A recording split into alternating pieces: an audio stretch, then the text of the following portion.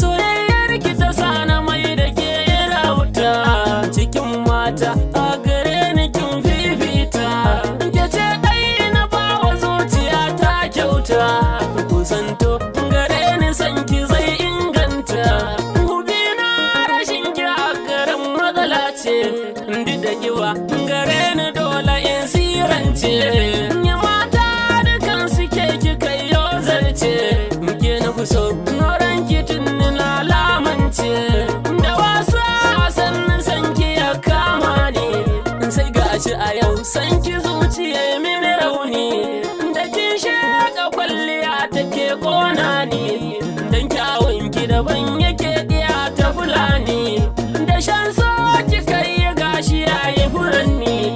ga kauna ki rike ni tawa kada yi bani kyakkyawan halin ki ne yake burge ni kalaman ki da sanyi sanyi na ki dumani idan har kika so ni babu mai raina ni burina ki bar batun ina wani gani domin ke bana gudun wuya ta kashe ni aure in ba ke ba shi da wani amfani amarya cikin gida gare ni nake so ki zamto farin ciki yayo mini na so dukkanin abin da kika so shi na so haka yake abin da baki so ba na so burina a ce ki karbi soyayya ta ki sani cikin zuciya kamar dan auta soyayyar da na yi gare ki ga hujjata na farko kin samu tarbiyyar magabata yayan ki manya-manya ne managarta sannan sun san rayuwa ta yau manazarta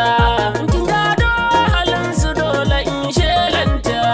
kyakkyawa ga kyan hali kina da fahimta sannan ga iya kwalliya gare ki ta gaske duk wanda ya kalle ki sai ya kama take magauta da sun gano ki sai su yaƙe don sun san zuma kimar ta da rafanke soyayya ta ki halkinta soyayya ta